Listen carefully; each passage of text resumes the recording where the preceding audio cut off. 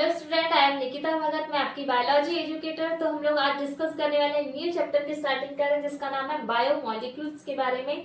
Cell जो chapter था वो हमारा कंप्लीट हो गया। अब बायोमोलिक्यूल्स क्या होता है? बायोमोलिक्यूल्स मीन्स जो लिविंग टिश्यू जो रहेंगे उसमें प्रेजेंट कंपाउंड जो रहेंगे उसको कार्बन के कंपाउंड उनको बोला जाता है क्या? बायोमोलिक्यूल्स। क्लियर हो गया? मैंने राइट किया हुआ है यहाँ पे। लिविंग जो टिश्यू होंगे इसमें प्रेजेंट क्या होते हैं? कार्बन के कंपाउंड, उनको बोलेंगे बायोमोलिक्यूल्स। और ये होते हैं जैसे एग्जांपल के लिए carbohydrate, then protein, lipid and then oil and nucleic acid हो सकते हैं। ये होते हैं किसके? बायोमोलिक्यूल्स होते हैं। अब जो डेफिनेशन के बारे में बात करें किसकी?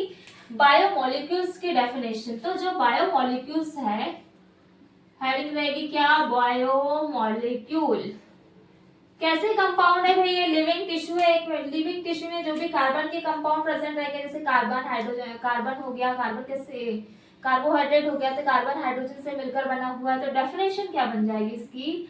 All the carbon compound, all the carbon compound that we get from living tissue can be called bayomolecules। ठीक है। फॉर एग्जाम्पल, जैसे अगर लिविंग टिश्यू है, कोई वेजिटेबल है या फिर कोई भी पीस ऑफ लिवर हो गया, ये कुछ भी चीज है, तो उसमें कोई ना कोई भाई बायोमोलिक्यूल्स प्रेजेंट है। लाइक जैसे ये हो गया कोई living tissue, this is living tissue. ये लिविंग टिश्यू है तो यहाँ पे क्या क्या चीजें प्रेजेंट होगी? यहाँ हो सकता है क्या? प्रोटीन हो सकता है। और क्या हो जाएगा? Carbohydrate and then lipid, oil, और क्या बच गया? Protein, lipid, nucleic acid. ये होते हैं क्या? Biomolecules. Protein, carbon, lipid, oil, nucleic acid, ये हो गए पूरे क्या? देन इसके अलावा भी आता है एंजाइम। क्या होता है? एंजाइम। अब एंजाइम भी किसमें आता है? ये आते हैं प्रोटीन में।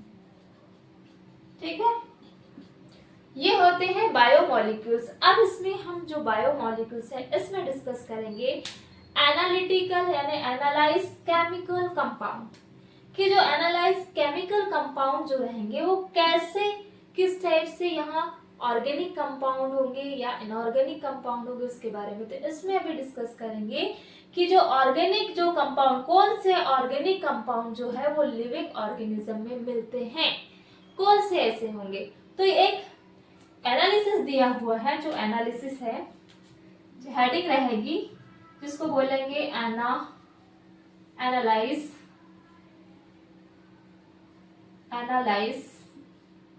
Chemical compound. जो एनालाइज केमिकल कंपाउंड होंगे वो क्या होंगे इसके बारे में डिस्कस करेंगे। तो देखो इसमें क्या होता है, इसमें एक लिविंग टिश्यू को लिया जाता है, कोई भी लिविंग टिश्यू जिसमें पीस ऑफ लिवर हो गया या वेजिटेबल हो गया, अब वो ले लिया। उसको लेने के बाद में उसको क्या करेंगे? इसको करते हैं ग्राइंड करेंगे। मॉर्टर किससे करेंगे? मॉर्टर एंड पेजल से।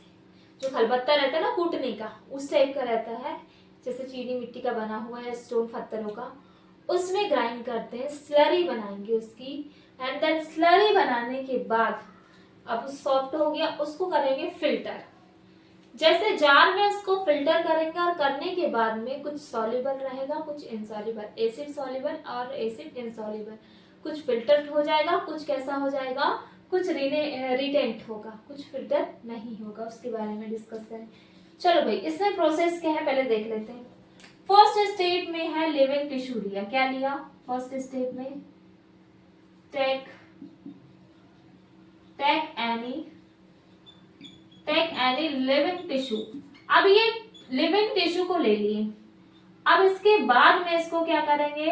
ग्राइंड करेंगे। अच्छा, इसमें क्या करेंगे? ग्राइंड क्या ऐड करेंगे? इसमें करेंगे try chloro trichloro acetic acid. अब ये ऐड करने के बाद इसका फॉर्मूला होता है CH3COOH।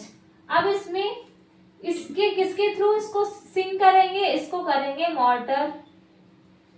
Mortar and pastel.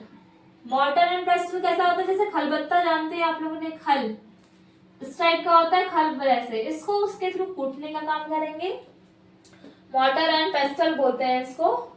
इसके थ्रू अब क्या करेंगे, अब लिविंग जो टिश्यू है उसके बाद में इधर प्रोसेस आएगी जिसको बोलेंगे, अभी इसको पीस दिया अच्छे से, स्लरी बनेगी इसकी। कैसी स्लरी बनेगी, थिक स्लरी, इसकी बन जाएगी थिक स्लरी। अब ये जो स्लरी बनी है इसको कॉटन की हेल्प से फिल्टर करेंगे, तो कुछ फिल्टर हो जाएगा और कुछ फिल्टर नहीं होगा। फॉर एग्जाम्पल हम छानते हैं ना कुछ भी चीज को, फॉर चाय बनाते, चाय बनाने के बाद में इसको छानने से छानते हैं तो चाय की पत्तियां अलग हो जाती है और उसका जो बाकी मटेरियल फिल्टर हो जाता है।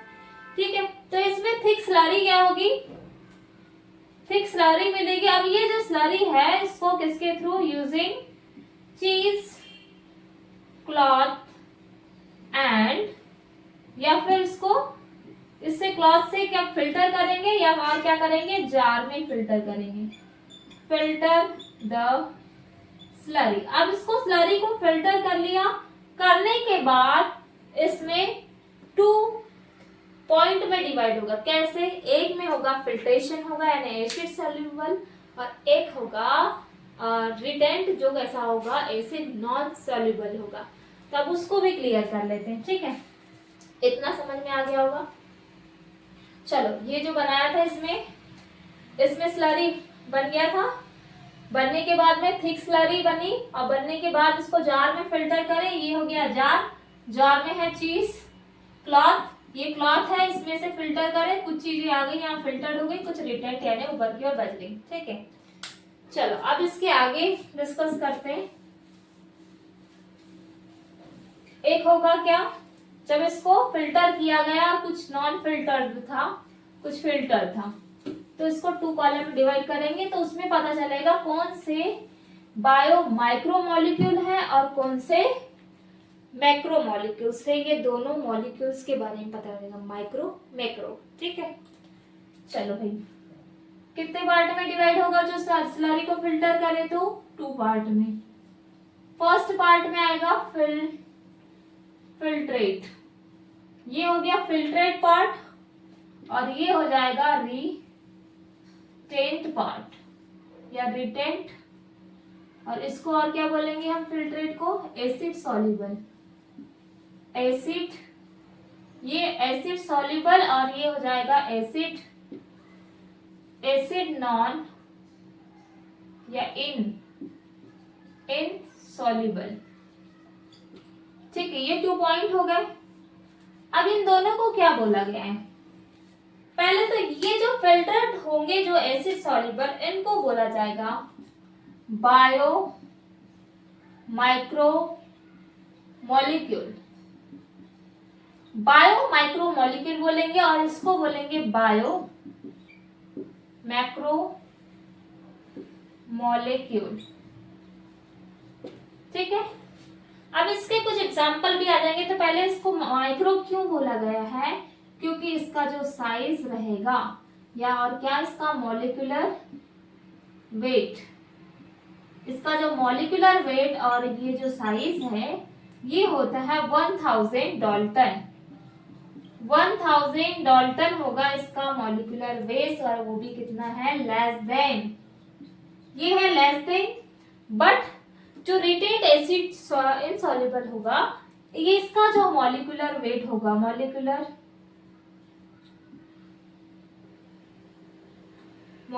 वेट इसका कितना हो जाएगा, या साइज, ये हो जाएगा मोर देन 10,000 डाल्टन, इतना हो जाएगा इसका साइज। अब हमको ये पता करना है कि बायो माइक्रोमोलिक्यूल्स में एग्जांपल्स क्या क्या आएंगे, तो इसके एग्जांपल नोट डाउन करेंगे, देन इसके भी एग्जांपल। तो जो फिल्ट्रेट एसिड सॉल्युबल होंगे इसके एग्जांपल्स है जैसे एमिनो एसिड एंड देन आ जाएगा सिंपल सुगर, देन फॉस्फेट आ जाएंगे, और क्या आ जाएंगे न्यूक्लियोटाइड एंड देन न्यूक्लियोसाइड। ये आते हैं इसके एग्जांपल्स। एंड देन रिटेन जो है इसके एग्जांपल आ जाएंगे जिसमें हमारे आ जाएंगे पूरे प्रोटीन। ये पूरे किस में आते हैं? प्रोटीन, कार्बोहाइड्रेट, ये मैक्रोमोलिक्यूल्स में आते हैं। मैक्रोमोलिक्यूल्स मींस जिसका साइज कितना 10,000 डाल्टन है। अब देन इसके एग्जांपल्स क्या होंगे? प्रोटीन हो जाएगा, देन इसके साथ में और क्या हो गया? शुगर, न्यूक्लिक एसिड, डीएनए जिसमें आरएनए आते हैं, देन एंजाइम, न्यूक्लिक एसिड जिसमें आते हैं डीएनए और आरएनए, और ये हो जाएंगे हमारे क्या? Bio macromolecules. क्लियर हो गया कि क्या होते हैं ये, कैसे एक एनालिसिस हुआ, क्या हुआ इसमें। फर्स्ट सबसे पहले लिविंग टिश्यू लिए, लिविंग टिश्यू लेने के बाद में इसको क्या किया गया? टिश्यू को लेने के बाद में इसमें एसिटिक एसिड ये डाला गया, ट्राई एसिटिक एसिड वो डाला इसमें। अब उसमें क्या डाला? ट्राइक्लोरो एसिटिक एसिड डालने के बाद इसको ग्राइंड किया।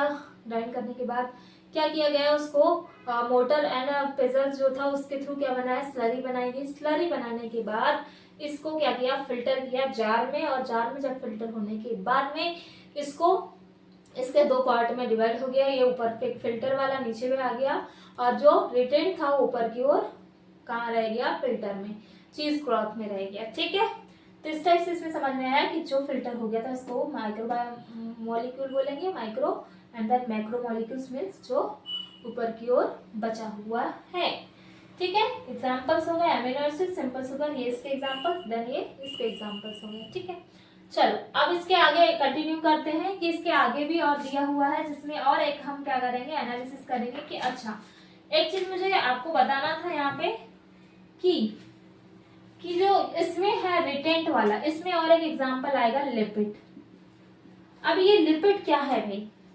लिपिड जो है नॉट बिल्कुल श्योरली ये ऐसा, ये इसको बोला तो गया है मैक्रोमोलिक्यूल, बट ये है नहीं, क्योंकि इसका डाल्टन जो मास जो रहेगा, इसका मॉलिक्यूलर मास 800 से लो होता है, लेस देन 800 होगा। बट जब इसको एनालिसिस इसका किया गया, जब प्रोसेस की गई, तो उसके बाद वो वेसल्स में कन्वर्ट हुआ। प्लाज्मा मेम्ब्रेन इसमें कैसी हो गई? डिस्टर्ब हो गई। तो होने के बाद में वो वेसल्स का फॉर्मेशन करती, जिसमें उसका जो मॉलिक्यूलर मास था, वेट था, वो कितना हो जाएगा? 10,000 डाल्टन। ठीक है, चलो अब इसमें लिपिड के बारे में डिस्कस कर लेते हैं कि लिपिड होता क्या है, उसके कैरेक्टरिस्टिक के बारे में।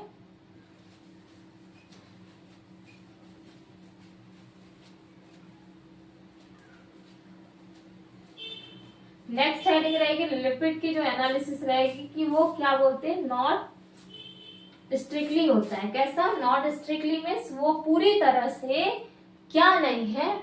बायो माइक्रोमोलिक्यूल्स नहीं है। अब क्यों बोला गया है वो भी डिस्कस कर लेते हैं, ये भी आपके एनसीईआरटी में दिया हुआ है। लिपिड क्यों नहीं है? ये कैसा है? Not strictly. और ये है क्या भाई? ये है बायो मैक्रो मॉलिक्यूल, ये मॉलिक्यूल है। अब इसको कैसे पता करेंगे? लिपिड जो होता है इसका जो लेस देन जो मॉलिक्यूलर वेट रहता है, इसका जो मॉलिक्यूलर वेट रहेगा लेस देन कितना होता है? 800 डाल्टन, यानी 800 डाल्टन से कम होगा इसका मॉलिक्यूलर वेट, किसका? लिपिड का। देन नेक्स्ट कैरेक्टर क्या बन जाएगा? इसमें क्या एनालिसिस होगी? इसमें क्या करेंगे? आप देखो लिपिड कहाँ प्रेजेंट होता है? ये होता है प्रेजेंट, ये होता है कहाँ? प्लाज्मा मेम्ब्रेन में ये क्या होगा? प्रेजेंट होगा। तो जैसे फॉर एग्जाम्पल इसको पहले कहाँ से लेंगे, लिपिड जो है यहाँ कहाँ प्रेजेंट है, प्लाज्मा मेम्ब्रेन। इस प्लाज्मा मेम्ब्रेन में लिपिड प्रेजेंट है। अब क्या करेगा, लिपिड प्लाज्मा मेम्ब्रेन में प्रेजेंट है तो यहाँ पर क्या करता है ये, when we grind a tissue, यहाँ पे हम क्या करेंगे, ग्राइंड अ टिश्यू। टिश्यू को जब ग्राइंड करेंगे, वो भी कौन सा टिश्यू हो सकता है, वेजिटेबल्स हो सकते हैं, क्या क्या हो सकते हैं इसमें, वेजिटेबल। अच्छा पहले इसको नोट डाउन करवा दे, ग्राइंड टिश्यू, तो इसमें क्या करेगा, वो किसके थ्रू ग्राइंड कर रहा है, मॉर्टल एंड पिस्टल, इसके थ्रू ग्राइंड करेगा। और क्या बनेगी इसमें, इसमें बनेगी मिल्क स्लरी। स्लरी यानी ऐसा घोल जैसा बनता है, ठीक है। तब जो प्लाज्मा मेम्ब्रेन है वो कैसी हो जाएगी, डिस्ट्रक्टिंग, ब्रेक, टूट जाएगी, डिस्ट्रक्टिंग सेल मेम्ब्रेन या प्लाज्मा मेम्ब्रेन। अब ये सेल मेम्ब्रेन कैसी हो गई, डिस्ट्रक्टिंग हो गई। अब ये होने के बाद जो लिपिड है वो किसको फॉर्म करेगा, ये बनाएगा वेसिकल्स। वेसिकल्स लाइक स्ट्रक्चर, यानी इस टाइप का स्ट्रक्चर बन जाएगा, ये इस टाइप से ये डिस्टर्बेड हो जाएगी क्या, प्लाज्मा मेम्ब्रेन। तो इसका जो मॉलिक्यूलर वेट होगा ये हो जाएगा कितना, 10,000 डाल्टन, 10,000 डाल्टन हो जाएगा, डाल्टन। अब इतना हो गया इसका मॉलिक्यूलर वेट, इसका मतलब कि अब ये क्या हो गया है, बायो माइक्रो मॉलिक्यूल है, क्योंकि इसका पहले इतना था एटॉमिक मास, फिर इसको वेसल्स का फॉर्मेशन किया और ये इतना हो गया। इसका मतलब अब क्या मिल गया, इसके बाद किसका फॉर्मेशन हो गया, ये हो गया हैंड्स,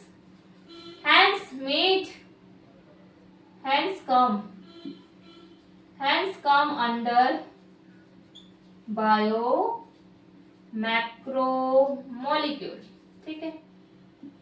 क्लियर हो गया होगा कि लिपिड नॉट स्ट्रिक्टली क्यों बोला गया है, किस टाइप से उसका एटॉमिक मॉलिक्यूलर मास जो वेट जो होता है वो चेंज हो जाता है। वेसल्स में बन गया तो उसका एटॉमिक मॉलिक्यूलर वेट क्या हो गया, 10,000 डाल्टन हो गया। इसका मतलब क्या हो गया, बायो माइक्रो मॉलिक्यूल, ठीक है। मैक्रो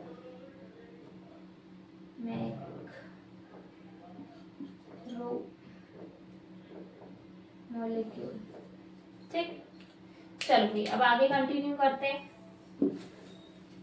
चलो लिपिड तो समझ में आ गया होगा कि उसको नॉट स्ट्रिक्टली बोला गया है, क्योंकि ये पूरी तरह से बायो मैक्रोमोलिक्यूल्स नहीं है, इसलिए नॉट स्ट्रिक्टली बोला गया है। अब देन इसके बाद में आप डिस्कस करते हैं हम लोग, इसमें एक एनालिसिस दी हुई है। पहले तो एवरेज कंपोजिशन ऑफ सेल देख लेते हैं, पर्टिकुलर किसी भी सेल में कितना कितना कंपोजिशन होता है ना। तो एवरेज कंपोजिशन, नेक्स्ट है एवरेज कंपोजिशन ऑफ सेल में एवरेज कंपोजिशन कैसा है, किस टाइप से, सबसे ज्यादा अमाउंट में क्या प्रेजेंट होता है, उसके बाद मोस्ट अबेंडेंट होता है वाटर, क्या प्रेजेंट होता है। फर्स्ट बात कर रहे हैं कि इसकी मोस्ट अबेंडेंट क्या होगा, most abundant substance in the cell, ये होता है क्या, वाटर सबसे ज्यादा होगा और वो होता है 70 to 90%, इतने परसेंट होगा क्या वाटर। और देन ये सब्सटेंस था, बट मॉलिक्यूल की बात करेंगे, मोस्ट अबेंडेंट मॉलिक्यूल, ये मॉलिक्यूल इन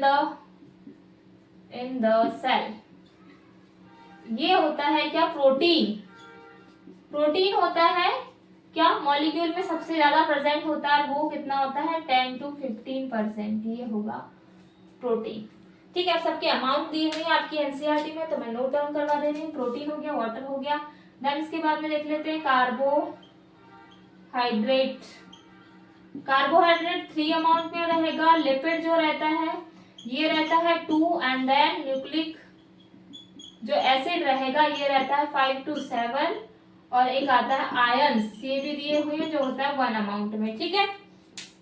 ये एवरेज कंपोजिशन दिया हुआ है किसका, ये एवरेज कंपोजिशन किसका है, ये सेल में दिया हुआ है कि कौन से मॉलिक्यूल्स जो होंगे वो कितने अमाउंट में प्रेजेंट होते, ठीक है।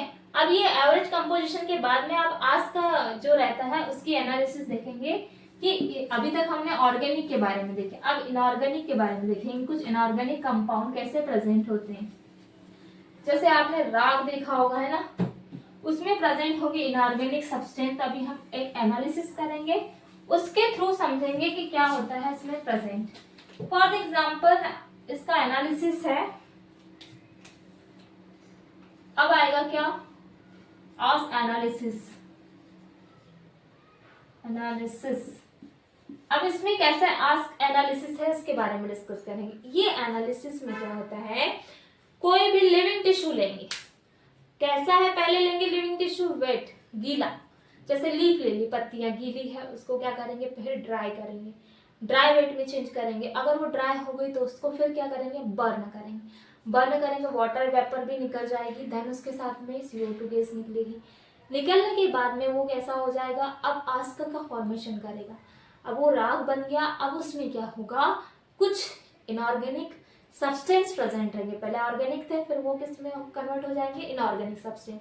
फॉस्फेट, मैग्नीशियम, कैल्शियम, ऐसे सब्सटेंस प्रेजेंट होंगे, वो होता है आस्क का एनालिसिस। ठीक है, तो आस्क एनालिसिस में क्या प्रोसेस होगी, पहले क्या लेंगे, ये लेंगे लिविंग टिश्यू। अब ये जो लिविंग टिश्यू लिया है, अब ये इनऑर्गेनिक जो कंपाउंड कैसे मिलते हैं उसके बारे में डिस्कस कर रहे हैं। इसमें क्या, कैसे इनऑर्गेनिक, जो इनऑर्गेनिक कंपाउंड रहेंगे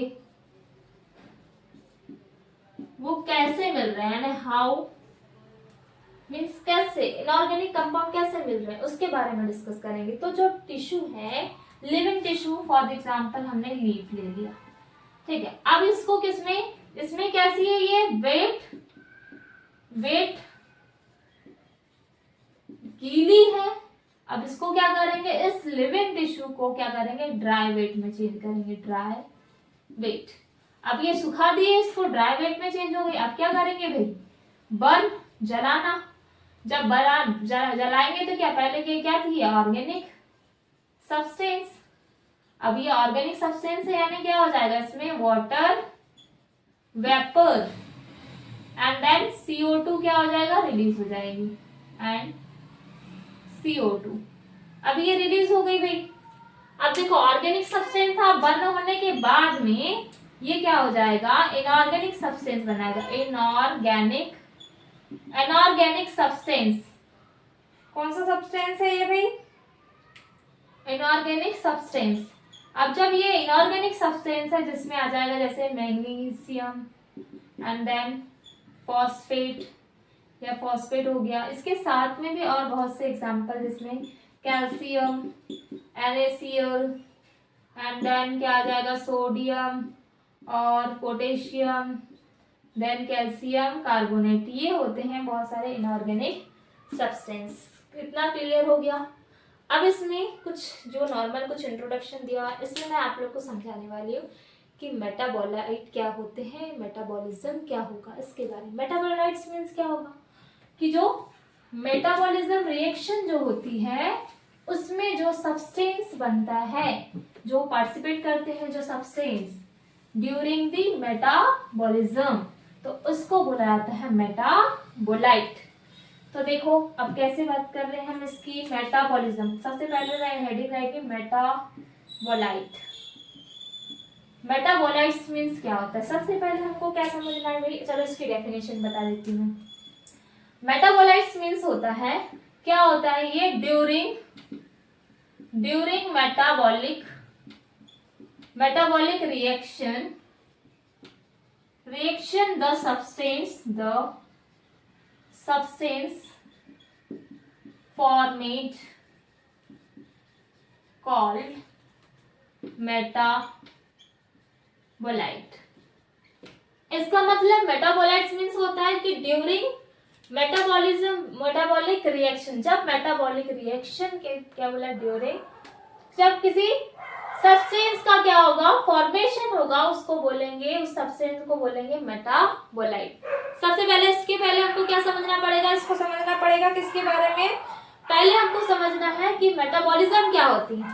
फॉर एग्जाम्पल मेटाबॉलिज्म की समझेंगे तो मेटाबॉलिक, एनाबॉलिक और कैटाबॉलिक 2 टाइप की रिएक्शन होती है, जिसमें पहले क्या है मेटाबॉलिक, मेटाबॉलिज्म के बारे में समझना है। तो मेटाबॉलिज्म क्या होती है? बॉलिज्म। मेटाबॉलिज्म मीन्स क्या होगा कि जो एनाबॉलिक और कैटाबॉलिक रिएक्शन मिलकर के क्या फॉर्मेशन करती है? मेटाबॉलिज्म का। कौन कौन सी रिएक्शन है? एक है कैटाबॉलिक और एक होती है, इसको बोलेंगे catabolism, and then anabolism. Catabolism and anabolism. अब कैटाबॉलिज्म मीन्स होता है जिसमें क्या हो रहा है? ब्रेक डाउन, टूट रहा है, इसमें इसको बोलेंगे ब्रेक डाउन। बट इसमें क्या हो रहा है? फॉर्मेशन हो रहा है, यानी बनने का काम। तो इसमें क्या होता है? फॉर्मेशन होगा। अब जैसे कैटाबॉलिज्म और एनाबॉलिज्म, जो कैटाबॉलिज्म है इसमें क्या होता है? Sum total of catabolism and anabolism, इन दोनों जो रिएक्शन होगी इसको मिलकर के बनाती है मेटाबॉलिज्म। क्लियर हो गया? अब मेटाबॉलिज्म में ये दो आ गए, ब्रेक डाउन हो रहा है, और एक में क्या हो रहा है भाई? एनाबॉलिज्म हो रहा है। तो मेटाबोलाइट जो है, अभी टॉपिक चल रहा है मेटाबोलाइट्स, ये होते हैं 2 टाइप के, प्राइमरी एंड सेकेंडरी।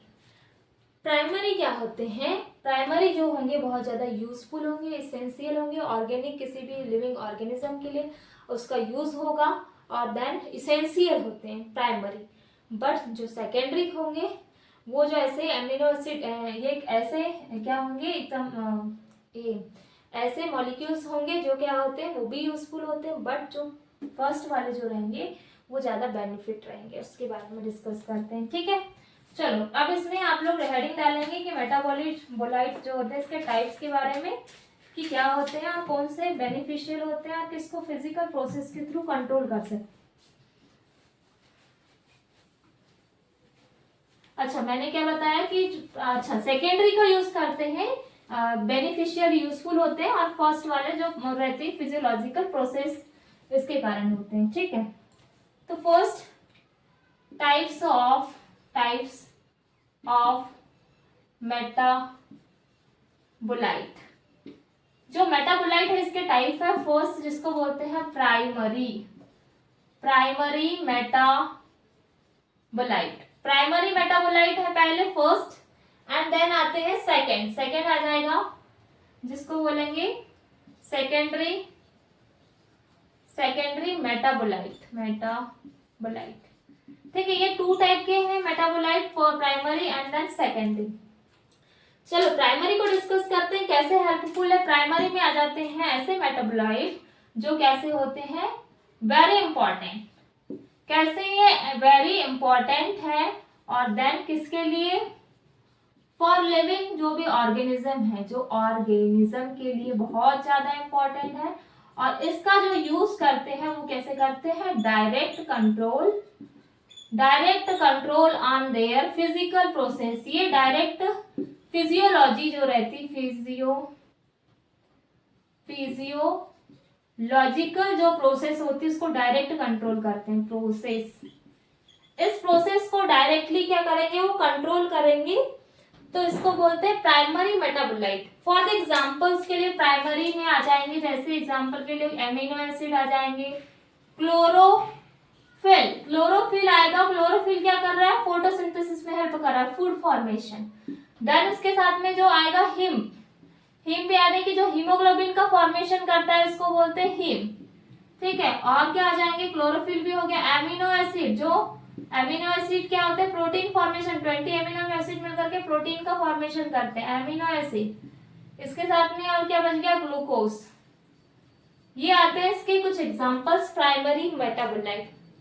अब डिस्कस कर रहे हैं सेकेंडरी में एक पूरा चार्ट बना हुआ है आपकी नोटबुक में, तो मैं बता दे रही हूँ कि ये कैसे है। यूजफुल तो है, कैसे ये मेन चीज है, सर्टेन प्लांट एंड देन जो माइक्रोब्स रहते हैं ना, certain plant microbes, and then fungi हो गया, इनमें प्रेजेंट होते हैं। किसमें? Fungi may not be beneficial, but ये कैसे हैं? कैन बी बेनिफिशियल, हमारे लिए बेनिफिशियल है, बेनिफिशियल फॉर टू अस, हमारे लिए कैसे है ये यूजफुल है। जैसे मैं 2 और 3 के नाम लिखवा दे रही हूँ, देन बाकी आपकी पूरी एनसीईआरटी में दिया हुआ है। इसके एग्जांपल्स में एक नोट डाउन कर लेंगे, जिसमें आते हैं जैसे टॉक्सिन आ जाएगा, टॉक्सिन में एब्रिन आ जाता है। देन उसके बाद में मैं लिखवा रही हूँ क्या, पॉलीमेरिक, पॉलीमेरिक में क्या आ जाता है, रबर, इसमें आ जाएंगे rubber, gum and then cellulose. ये हो गए इसके एग्जांपल्स। एंड देन इसके अलावा भी और एग्जांपल्स आते हैं, जैसे एग्जांपल के लिए एसेंशियल में लेमन ग्रास ऑयल आ जाएगा, क्या, एसेंशियल, एसेंशियल में जैसे लेमन ग्रास ऑयल। ये हो गए कुछ एग्जांपल्स किसके, सेकेंडरी मेटाबॉलाइट्स। के अलावा भी बहुत से एग्जांपल दिए हैं, जिसमें एल्केनॉइड हो गया, कैरोटीनॉइड आते हैं इसमें, ये सब एग्जांपल दिए हैं सेकेंडरी मेटाबॉलाइट में। तो आप लोग ये चार्ट बना लेंगे एनसीईआरटी से, बाकी मैंने कुछ एग्जांपल्स इसमें दे दिया। तो ये हो गया क्या, सेकेंडरी मेटाबोलाइट। तो मैंने आज आप लोग को क्या क्या चीजें पढ़ाया, नॉर्मली मैंने बायोमोलिक्यूल्स क्या होता है बताया, देन उसके बाद में हमने एनालिसिस केमिकल कंपाउंड पढ़ा, फिर देन वो कंपाउंड के बाद में मैंने आप लोग को आस्क एनालिसिस बताया, देन उसके बाद में हमने मेटाबोलाइट के बारे में डिस्कस किया, primary metabolite and then secondary metabolite. तो इसमें जनरल इंट्रोडक्शन था बायोमोलिक्यूल्स का, insoluble, bio, micromolecules and macromolecules, ये सब चीजें मैंने बताया। तो इसमें अगर आप लोग को कोई भी डाउट होता है तो आप लोग कमेंट कर सकते हैं। देन आपको अगर मेरा वीडियो पसंद आता है तो प्लीज लाइक एंड सब्सक्राइब करिए। So thank you.